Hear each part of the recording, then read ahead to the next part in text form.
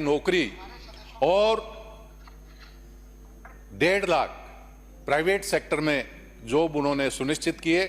मुझे ऐसा नहीं लगता कि इसमें कोई संदेह होगा, क्योंकि राजस्थान में 35 जो विदेशी हमारे पड़ोसी मुल्कों ने भाग लिया, जो यहाँ इन्वेस्ट करना चाहते थे। उनके साथ ही 16 हमारे जो और मुल्क थे उन्होंने भी भाग लिया। 147 एग्जीबिटर आए, 32,000 डेलीगेट और हमारे स्थानीय लोग थे। सभी उद्योग लगाने के लिए संकल्पित थे। आज तक 1,75,000 करोड़ के कार्य धरातल पर उतर चुके हैं राजस्थान के अंतर्गत।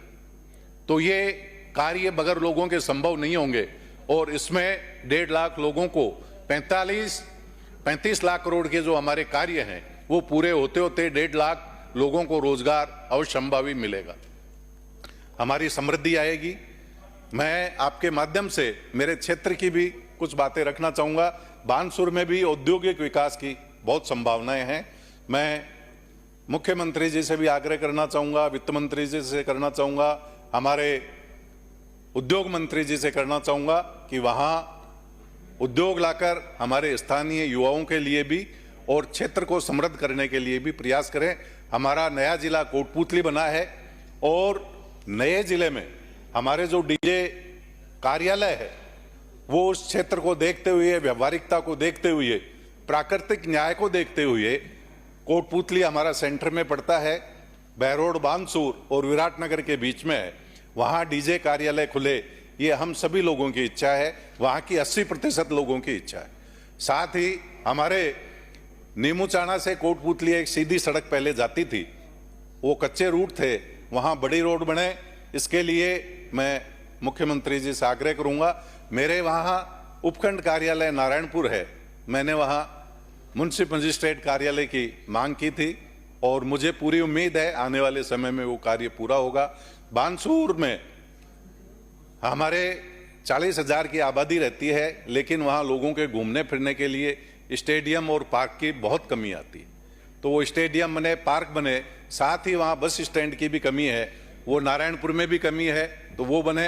हरसोरा हमारा बड़ा कस्बा है, उस कस्बे में तहसील बने, ऐसी वहाँ के क्षेत्र के लोगों की और सभी की सुविधा के लिए बहुत ही आवश्यक है। हमारे कराना एक और बड़ा कस्बा है, वहाँ उस कस्बे में उप तहसील का कार्यालय खुले, ऐसी हमारे सभी क्षेत्र के लोगों की और क्षेत्र के विकास के लिए ये बहुत ही जरूरी मांग है। माननीय, मैं आपके माध्यम से ये कहना चाहता हूँ कि मेरे क्षेत्र में नाथूसर, लोज ऐसे गांव हैं जो सरिस्का में आने के कारण विस्थापित हो रहे हैं। उन लोगों की ये इच्छा है कि वो कोटपूतली बानसूर से बाहर नहीं जाएं। अन्य लोगों को तिजारा जमीन दी गई है, वो व्यवहारिक रूप से वो वहाँ कटा हुआ महसूस करते हैं। तो मैं आपके माध्यम से ये मांग करता हूँ कि उन लोगों को कोटपूतली में या बानसूर में जहाँ पानी हो वहाँ जगह उपलब्ध कराई जाए और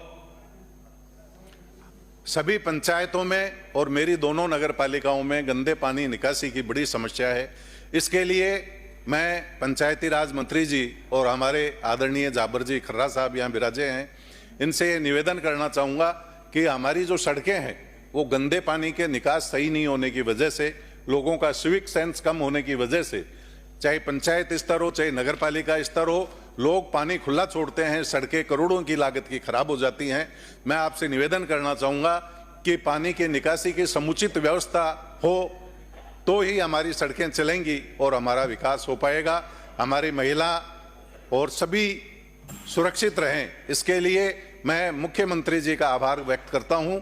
आज अपराधियों के मन में भय है, पुलिस अपराधियों को कोई मौका नहीं दे रही है, उल्टे उनको जाकर सावचेत कर रही है कि कोई भी बदमाशी करने की कोशिश की जाएगी तो उन्हें घर से उठा लिया जाएगा और जनता को आतंकित करने का लाइसेंस जिस तरह पिछली सरकार में उनको मिला हुआ था, इस सरकार में बिल्कुल नहीं रहेगा। मेरा बानसूर क्षेत्र एक अवैध हथियारों का एक अड्डा बन गया था। मुझे खुशी है, मैं मुख्यमंत्री जी को, साथ में आईजी साहब को, एसपी साहब को, मेरे सभी थाना अधिकारियों को धन्यवाद ज्ञापित करना चाहता हूं कि उन्होंने अपराध पर लगाम पाने पर एक बहुत ही महत्वपूर्ण उन्होंने भूमिका निभाई है और मैं आपका बहुत बहुत धन्यवाद ज्ञापित करता हूं। धन्यवाद।